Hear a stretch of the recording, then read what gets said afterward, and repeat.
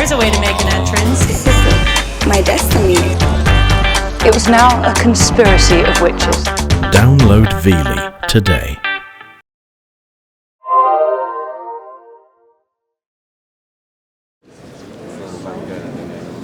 Here it is, the Van Gogh letter, £600,000 and 20, and 620,000. We'll offer me 650 and 620,000. 650 is here with Chris at 650, 680, 700,000. That's £750,000. So, 910. Thank you. You've just seen a world record being set, £750,000. It's the most ever paid for a letter. It's a kind of madness, really, this mania for Van Gogh. He's our favourite artist. We spend millions on him, but we don't know that much about him. Not really. Yet the full story of Vincent van Gogh is a tale worth hearing. Starry, starry night. Paint your palette blue and grey. Look out on a summer's day. If you want to witness just how dramatically the world has taken leave of its senses when it comes to Vincent van Gogh, I recommend a visit to his hometown of Zundert. This is a famous flower festival they have here. And all these floats, made of millions and millions and millions of flowers, are dedicated to Vincent. Tens of thousands of people have turned up to see them. Now, I like flowers too, and the effort that's gone into creating these things is unimaginable. I mean, look at that. It's fantastic. But, unfortunately, all this has nothing, absolutely nothing, to do with the real Vincent van Gogh. Vincent would have hated it.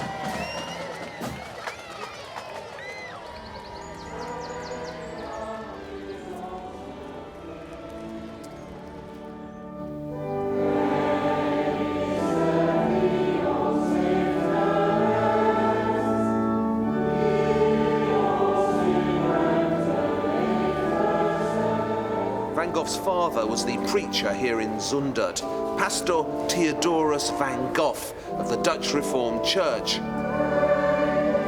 If you look down from the pulpit, there's a little brass bowl. That's the font in which Vincent was christened in 1853. A noisy little boy with red hair, Vincent Willem van Gogh, the first of 6 children, all christened in this church, all by their own father.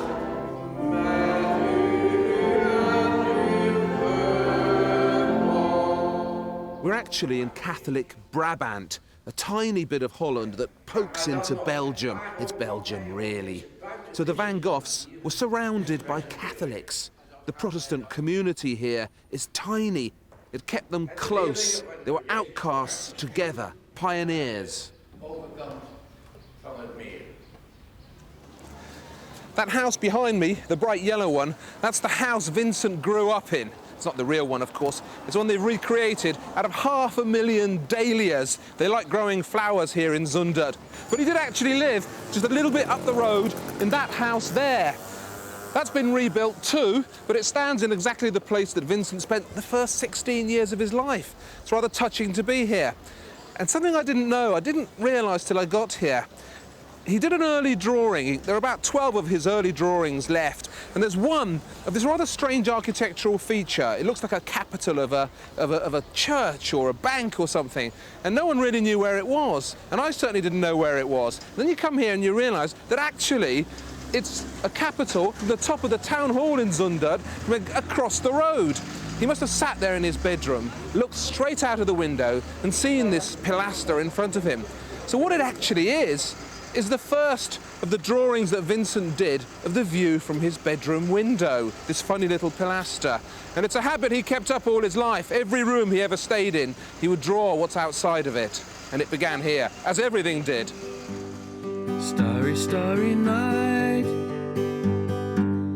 Paint your palette blue and grey. Look out on a summer's day with eyes that know the darkness in my soul. Shadows on the hills, sketch of trees and daffodils. Vincent had been deliberately named after his uncle, another Vincent van Gogh, a hugely successful art dealer whom everyone called Uncle Cent. When Vincent was 16, he was packed off to The Hague, where Uncle Cent had a gallery. He was going to be an art dealer too. Vincent had a special post created for him as an apprentice clerk at the Hague branch of Gogh & Co., the world's most prestigious art franchise, who'd merged with Uncle Cent. It was a behind-the-scenes job at first, dealing with Goupil's extensive international paperwork. Amazingly, Van Gogh turned out to be good at this and was soon promoted to front of shop. Rich Hague clients would turn up here in their carriages. They'd be met by the teenage Vincent van Gogh, who'd escort Sir and Madam inside and commend them on their taste when Sir and Madam decided on their purchase. This is the 3-volume correspondence of Vincent to his brother Theo. It's the biggest, heaviest and most celebrated epistolic package in art. I've tackled it a couple of times now, and it took me several months each go. Vincent's almost as famous for writing these letters as he is for painting the sunflowers. There's so much insight here into his creative thinking. But the very first letter was just a brief note about the weather, scribbled to Theo from The Hague in September 1872. Theo was a couple of years younger than Vincent, but he also decided to become an art dealer while Vincent was here. They hoped one day they might work together. But on the 17th of March, 1873, a rather glum Vincent wrote to Theo to tell him that he was going to be moved. It was another promotion. He'd done so well in The Hague that he was being sent to London. He was 20. He arrived at Victoria Station on the 19th of May, 1873, and soon found some lodging somewhere in Battersea. He spoke decent English. It quickly improved. Within weeks, he was reading Keats. London came at him from all sides. It was the largest city in the world, and 4 million people had somehow squeezed themselves into it. Here's what it looked like. This is Gustave Doré's London, published just before Vincent got here. Look at the state of it. This is Ludgate Hill, looking up towards St. Paul's. Look at those crowds. I've got a pal, a regular out and outer. Vincent had a copy of this and treasured it. You might recognise this image as well. It's Newgate Prison. 2 decades later, he still hadn't forgotten it.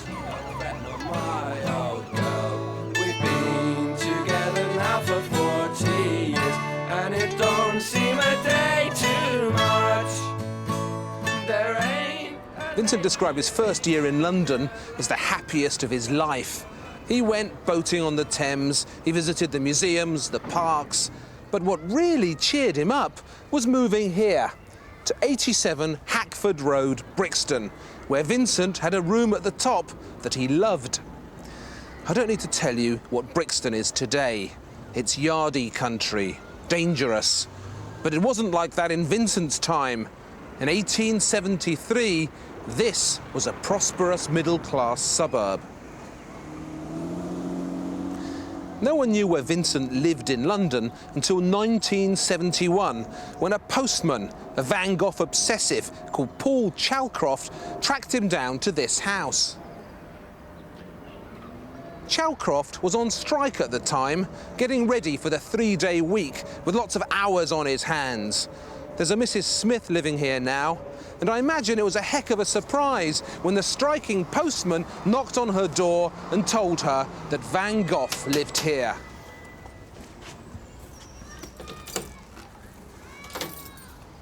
You must be Mrs. Smith. Hello. Good morning. Do you know, yes, I am. I've read so much about you. Really? And about this house. You're welcome. Thank you. I really want to ask you, right? Come through. What was it like when The postman turned up, the striking postman. Paul Showcroft. Paul It Showcroft. was very exciting, actually. Is that one of his? That's Valcott, and that's Paul Showcroft too.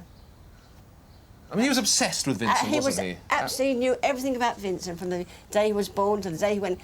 In fact, his wife said to me, I don't know where to put all these pictures he's drawing of Van Gogh, it's driving me balmy.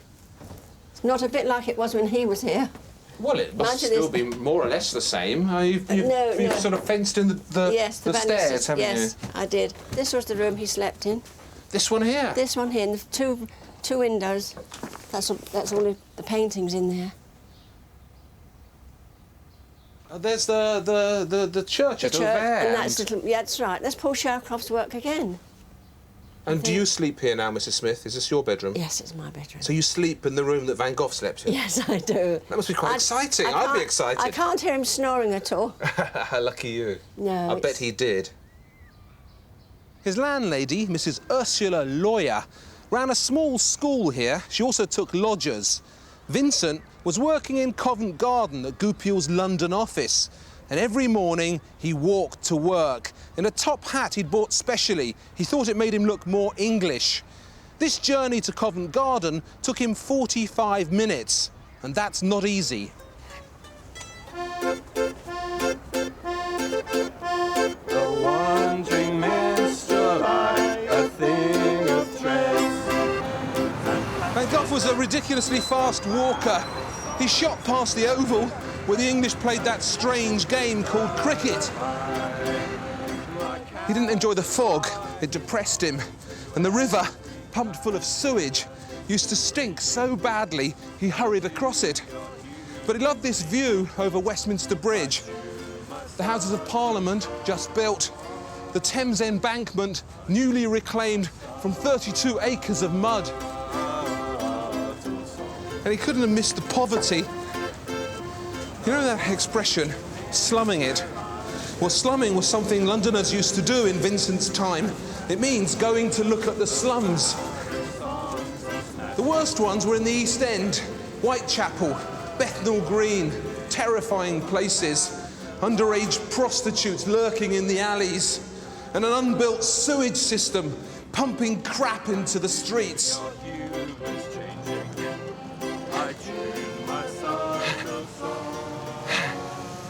I know you won't believe this, but I really did that. It took me 53 minutes. That's 8 minutes more than Vincent. And he used to do it twice a day, strolling to work, strolling back. He worked just there at Goupil's, which is a noodle restaurant now. He was basically selling prints and earning £90 a year, which was actually a very good salary in those days, about 3 times the average payment for a labourer. The wandering mist of light, a thing of threads and patches. Van Gogh's favourite English writer was Dickens. He read most of the novels and then reread them. He was always quoting Dickens in his letters, gobbling up Dickens's sympathy for the London poor, all those blighted Oliver Twists scrounging in the streets. Dickens opened Vincent's eyes to modern human misery. Dickens died in 1870, just before Vincent got here. To commemorate his death, one of Vincent's favourite Victorian sentimentalists, Luke Fildes, produced an unforgettable image of Dickens's empty chair pushed away from his desk. Vincent bought this illustration and learned from it how an empty chair can stand in so poignantly for a missing person. Haunted by this image, Vincent went on to become the greatest painter of empty chairs there's ever been. And to your hue is changing. I tune my subtle song. I tune my subtle song.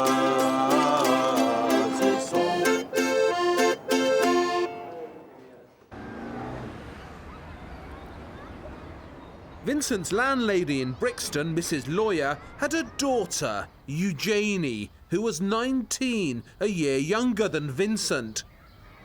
Perhaps the chief reason why he enjoyed his first year in London so much was because Eugenie was here. Vincent fell for her all the way. He was besotted. What's extraordinary is that he didn't tell her he was in love with her for almost a year. He kept it bottled up. He let it fester. Vincent never said a word. When it finally came out, an amazed Eugenie informed him that she was already secretly engaged to a previous lodger, an engineer called Samuel Plowman. The effect on Vincent of this firm and terrible rejection was devastating. When Eugenie rejected him, Vincent did what many before him have done and will always do. He found religion. He didn't have to look very far. It was already there in his blood, his upbringing. He started reading the Bible at nights, puffing away at his pipe, coming home early from work. He'd go to Salvation Army meetings at Elephant and Castle, hang around the soup kitchens and the prayer halls, sinking ever deeper into a melancholy love stupor. His work was now going so badly that his bosses decided to transfer him again to Paris. This is the old Goupil headquarters in Paris, where Vincent was made head of pictures. He didn't deserve it, so it can only have been intended as a deliberate confidence booster. It's for sale now. It's been turned into a loft. So you're coming in the Gallery Goupil. As head of pictures, Vincent was the chief salesman here. The way it was supposed to work was that Vincent would greet the rich clients, commend them on their taste, and sell them the most expensive stuff on the walls. Simple, but it didn't work out like that. The new religious Vincent chose instead to question their taste, argue with them, and suggest they buy some proper landscapes instead of the salon nonsenses that were hanging all around them here.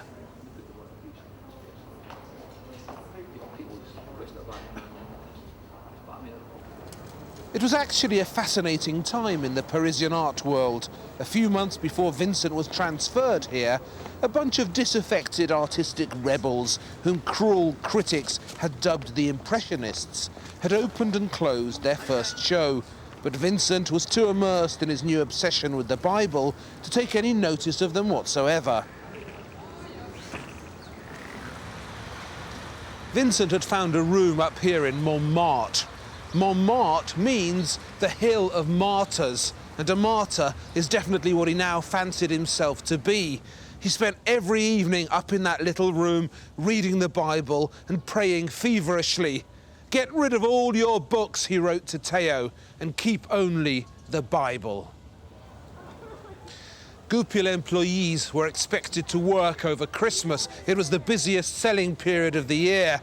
But without telling anybody, Vincent bunked off at Christmas that year and spent it in Holland with his family. When he returned to Paris, he was summoned into the boss's office and asked to resign. Okay, merci. Merci. Goupils gave him 3 months' notice, which was generous of them.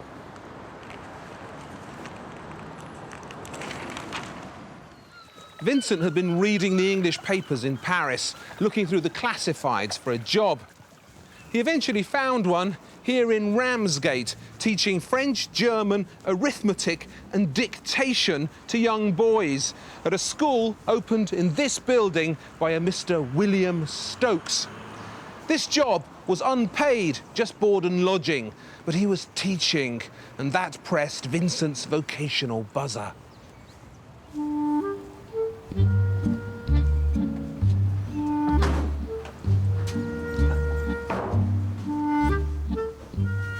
The school was crummy, Dickensian, one might say.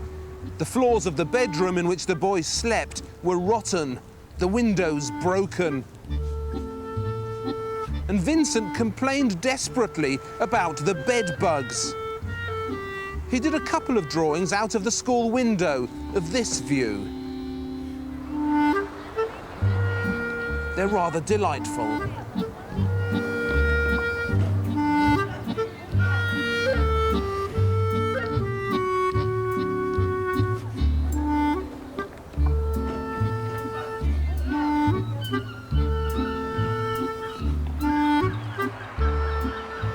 Stokes turned out to be entirely unreliable. Just 2 months after he got here, Vincent learned that the school was closing and moving to Isleworth, a London suburb where Stokes promised Vincent a proper job. Vincent decided to walk there and to visit his sister on the way, who was teaching in Welwyn, a mere 100 miles away. Vincent got there in 3 days. I've got a pal, a regular out and outer. She's a dear old girl. Oh, I'll tell you all about her. This walking business wasn't just a case of saving on rail fares. He was driven to do it by the religious mania that was growing in him. He'd been reading Pilgrim's Progress by John Bunyan. It affected him immediately. He wasn't a penniless Dutch teacher walking to see his sister. He was a humble pilgrim making his difficult way in life. It's a feeling Vincent never lost. And did any man ever show as much affection for his trusty boots as Vincent, years later, went on to show? A lady living in the land, as I'd swap for my dear old Dutch. There ain't a lady living in the land that I'd swap for my dear old Dutch.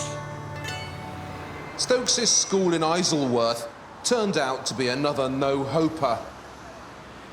But just down the Twickenham Road was another boys' school run by the Reverend Thomas Slade Jones, a congregational minister, the first man ever to understand fully Vincent's religious passion. The Reverend was one of the few heroes of Vincent's life. He gave him a job at this school and paid him.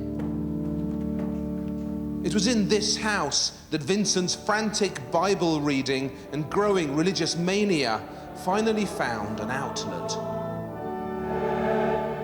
He decided he wanted to be some sort of missionary. Teaching wasn't enough for him.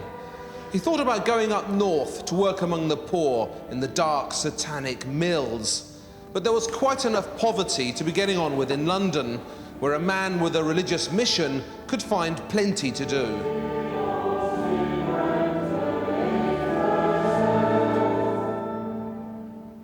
These are the minute books of the Turnham Green Congregational Church for 1876, and look who's in them, named as a new church worker, an assistant preacher, Mr. Van Gogh. Look at the spelling, it's wrong. That's why he began calling himself Vincent. He was fed up with the English getting his name wrong. As Mr. Richardson proposed, Mr. Stembridge seconded that Mr. Vincent Van Gogh, spelt G-O-F, be accepted as a co-worker.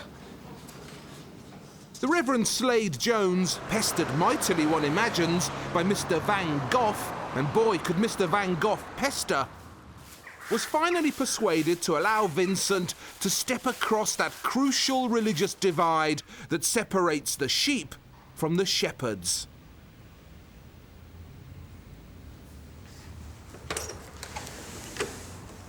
On the 29th of October, 1876, on a sunny autumn Sunday, Vincent rose before the faithful at the Richmond Methodist Chapel in suburban West London and delivered his first sermon.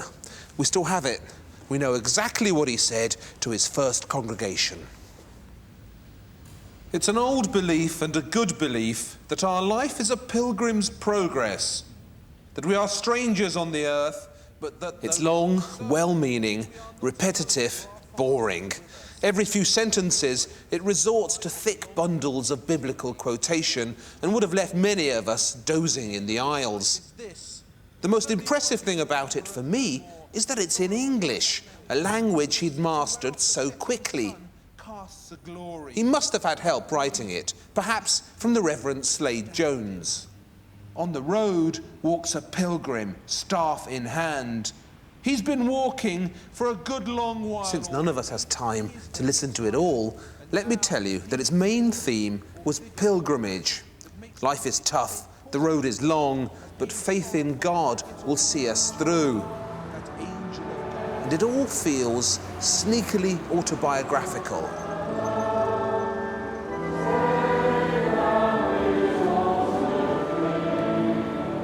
Further ahead in our story, after some turbulent religious times, the preacher who stood up here and delivered his first sermon was to give up religion rather fiercely and claim to despise it.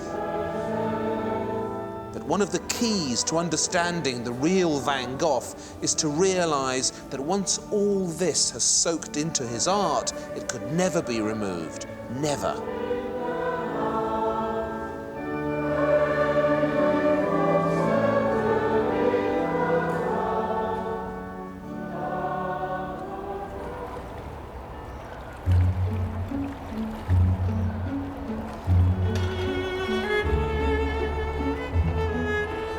That Christmas, Vincent went home to his family.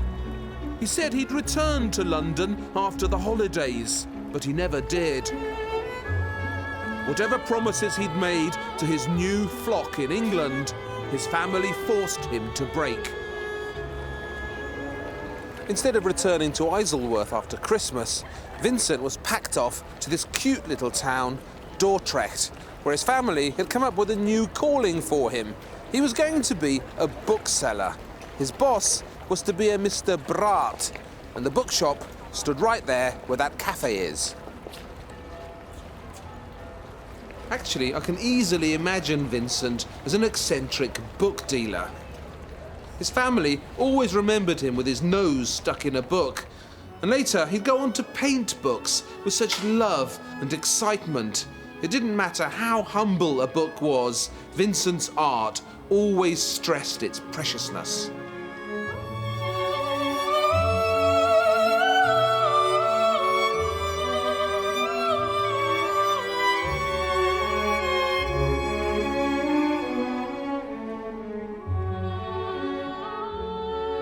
The booksellers I know tend to be scruffy, cranky, unwashed types, lost in their own world, just like Vincent. He would sit in the corner wearing his English top hat, ignoring the customers, as booksellers do, and busying himself with the remarkable task he'd set himself here in Dordrecht. Vincent, remember, spoke 4 languages fluently, and he decided to produce a translation of the Bible in all of them simultaneously: Dutch, French, German, and English. He divided his paper into 4 columns and inched his way through the Bible in 4 languages at once. This is a painting he did some years later of his father's Bible. It's still being used in Zundert. The book-selling job didn't work out, of course. Vincent was still determined to join the church, like his father and his grandfather. Amsterdam University had a 6-year theology course, and Pastor Theodorus fixed it for his son to get on it, providing he passed some exams in Latin and Greek. Vincent, alas, turned out to be unusually hopeless at both of them. Something unsettling happened here in Amsterdam, something I find disturbing. If Vincent's studies weren't going well, he used to punish himself by picking up a cudgel and beating himself across the back until he bled. And on particularly cold nights, he used to come home late, deliberately, so that the door to this house would be locked, and he'd be forced to spend the night outside, shivering. These were weird habits, and perhaps they were habits he never lost. Vincent never made it onto the theology course. He dropped out. The only religious calling still open to someone as unqualified as him was to become a missionary, the lowest of the low. A place called Laken in Belgium had a training school for evangelists, which he failed to get into, of course. But a kindly teacher at this school, the Reverend Peterson, remember that name, liked something about him and arranged for Vincent to be given a trial period, ministering to the miners in the notorious Borinage. The Borinage's geographic nickname hereabouts is the Black Earth Country. It's a bleak industrial stretch of slag heaps and mine workings straddling the border between France and Belgium, spoiling the land on both sides.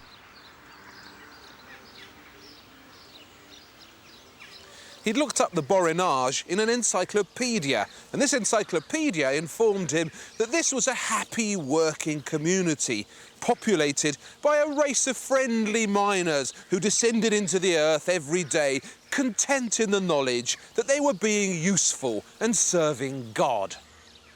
But that's in the encyclopedia. In real life, the Borinage was hell on earth. And while the mine owners back in Brussels were coining it, the poor sods stuck here were leading some of the grimmest lives available to man in so-called civilized Europe. Vincent's duties as a preacher were twofold. Here in Wham, where he lodged in the interesting pink house behind me, there was also a converted dance hall that was used as a makeshift Protestant chapel. Vincent preached there to the few miners who turned up and their families, and he'd deliver his notoriously long sermons.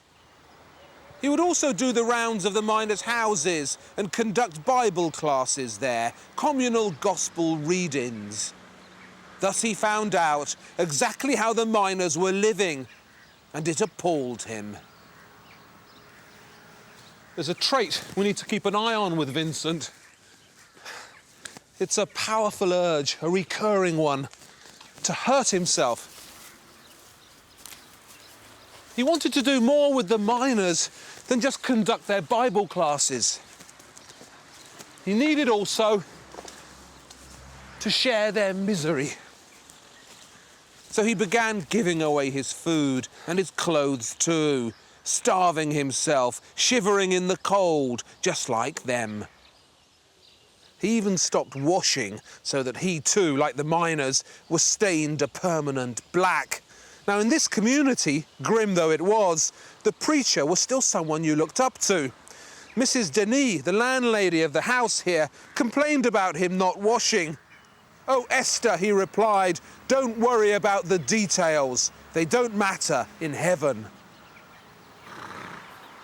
Vincent persuaded one of the older miners to take him down into a pit, and he described the experience in a particularly evocative letter to Theo.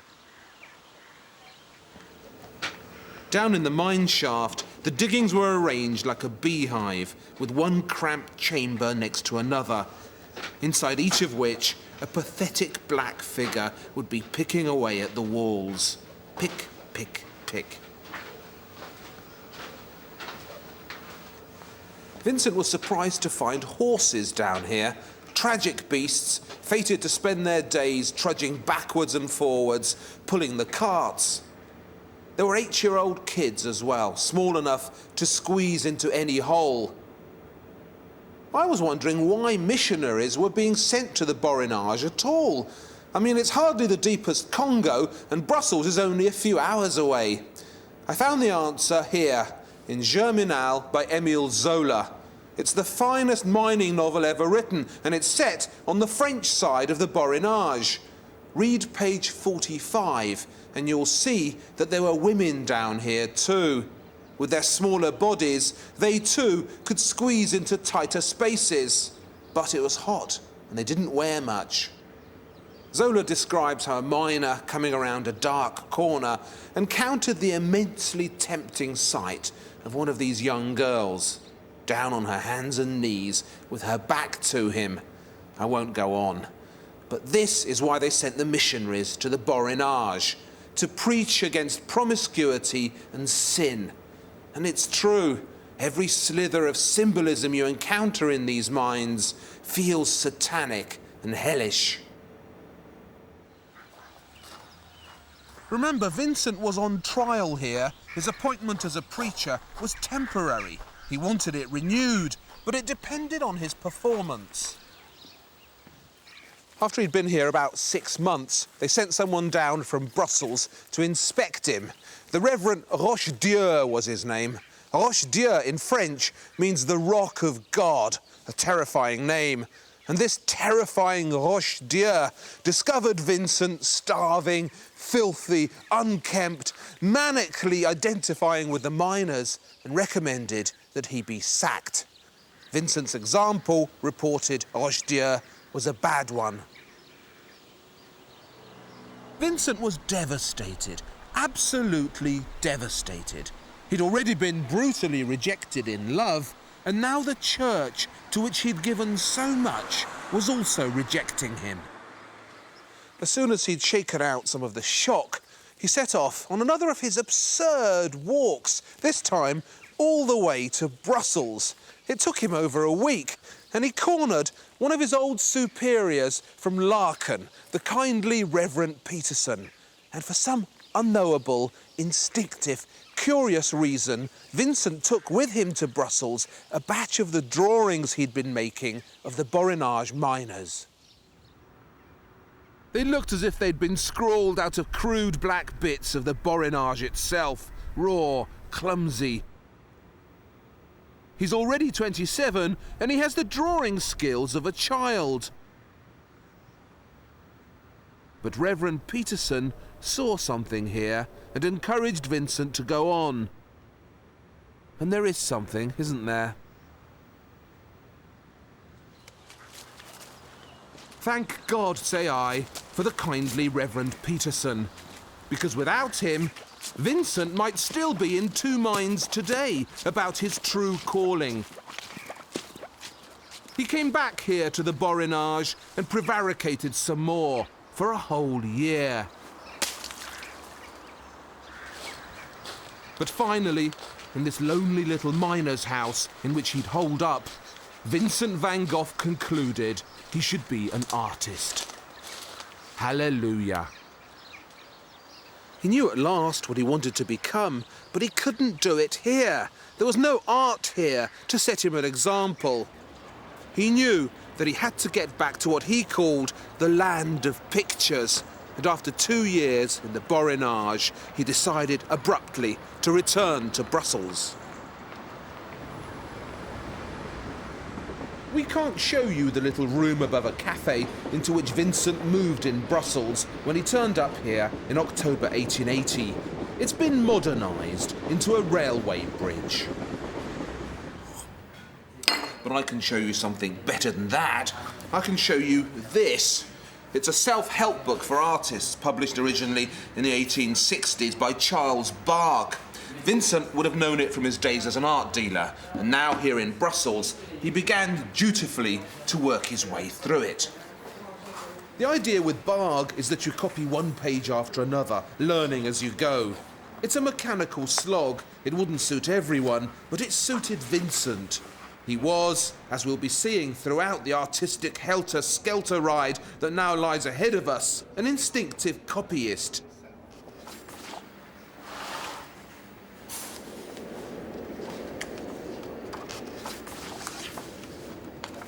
He stayed in Brussels for over 6 months.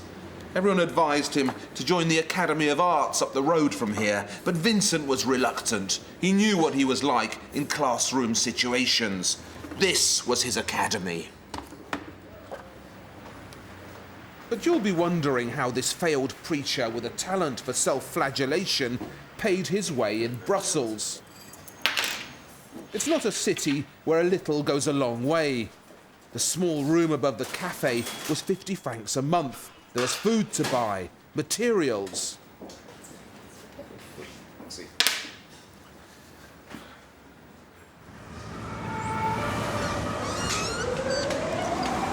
The fact is that Vincent's father was still sending him money. It's not very impressive, is it? 27 years old and still scrounging off his parents. Pastor Theodorus was sending him 60 francs a month. And then suddenly, for no obvious reason, this went up to 100 francs. It was only later that Vincent found out the extra 40 francs were coming from his brother, Theo. Theo had been in Paris for 2 years, working as an art dealer and making quite a name for himself. And Theo was perhaps the only man on God's earth who welcomed Vincent's decision to become an artist. As soon as that decision was made, he began sending Vincent money, and would continue to do so for the rest of Vincent's life. This is Etten, a Dutch village in Brabant that was once so pretty. See this car park? That's where the Van Goghs used to live. Vincent's left us such a sweet drawing of his father's parsonage. It breaks my heart to look at it. Pastor Theodorus had been moved here, just up the road from Zundert, and in 1881, Vincent turned up for inglorious and obvious reasons. He was broke and needed once again to scrounge from his family now that he'd decided to become an artist. And there's a cycle route you can go on now that takes you through some of the places he drew as he launched his great struggle to conquer the pencil. I'm wobbling round it in the company of a local Van Gogh historian, Martin Monden, and he knows everything there is to know about Van Gogh in Etten. So this is a famous tree. This is the tree that Vincent drew when he was in Etten. Yeah, that's right. It was called the orchard, and we call in Etten the mother tree. That means it is about close to 350 years old. When Vincent came here after the Borinage, this difficult time he had amongst the miners in Belgium, this was really the first place where he was determined to be an artist, isn't it, Etten? Yeah. Very important. Well, he made a lot of drawings, 316, and he was here till December 1881.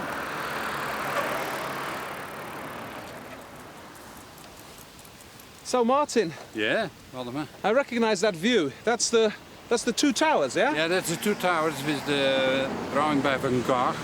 Two towers, the landscape is the rising thunderstorm, you know. It's a roundabout now. Yes, now a roundabout with sunflowers. This would have been the place that before was full of what? Fields, people digging, labourers' cottages, yeah? That's right. It was a very small, narrow street with on both sides small houses and farmer houses, and the diggers were living here, which were drawn by Van Gogh. There's some of it, I think, some of his most beautiful drawings here were the drawings of people working. Yeah, there's the man by the fire, but there's also the diggers, people gathering potatoes. Yeah. And they're all done around here in this area. They're all around here, yes. I recognise his father's church, of course. That's the one on the right. Yeah, that's right. The right-hand church, and that's the Christian Reformed Church. At least it hasn't changed very much. No. Everything else has, hasn't it, in Etten? It is the same like 120 years ago, only the parsonage is gone. And the roundabout has come. And the roundabout is coming, yes. Okay. That's right. Something horrible happened to Vincent here in Etten.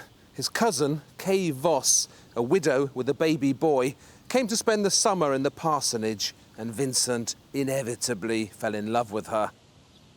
Women in black, widows, were a weakness of his. When Vincent could no longer contain his passion for Kay and blurted out how he felt about her, she dealt him and his love of widows a mortal blow. "No, no, never," she replied, words he couldn't forget, and kept quoting, "No, no, never." Stupidly, Vincent took this as a maybe. So he followed her to Amsterdam, pushed his way into her house, but she wasn't there. She was hiding from him. So he put his hand into a flame and told her family he'd keep it there unless he saw her. Her uncle just stood up and blew the flame out. It was a ridiculous but critical event. His parents were appalled at his behaviour, everybody was, but Vincent couldn't see what he'd done wrong. Was loving someone too much a crime? Years later, when he was in Arles with Gogh, Vincent painted a mysterious picture called Memory of the Garden in Etten. It shows a pair of widows. One is his mother, and he always said that the other was his sister Wilhelmina. But doesn't she look like the spitting image of Kay Voss? "No, no, never," she said. How it must have hurt.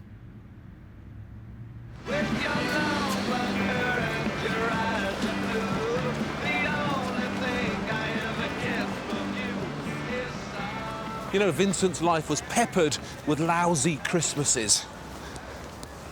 when he hacked off his ear at the other end of this story. That was at Christmas.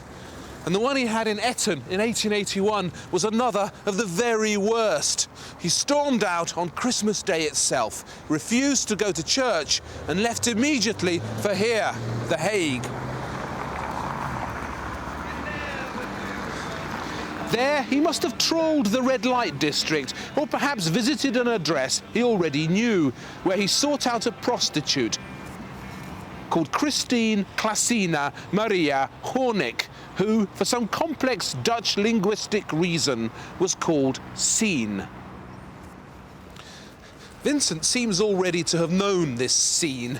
How else to explain the extreme abruptness with which he took up with her? Before Christmas, Kay Voss was his life, his destiny, his everything. After Christmas, he's with Sien and wants to marry her, from one to the other in a week. Sien was a few years older than him, and as people are fond of pointing out, she was no beauty. Pockmarked with smallpox, she had a shrewish face and looked used, discarded. Sien already had a 5-year-old daughter. She'd had 2 miscarriages and was pregnant again when Vincent met her. She would later have that baby whilst they were living together. So life had dealt her one crappy hand after another and wrinkled her prematurely. But these wrinkles attracted Vincent every bit as fiercely as some men are attracted by long legs or fluttering eyelashes.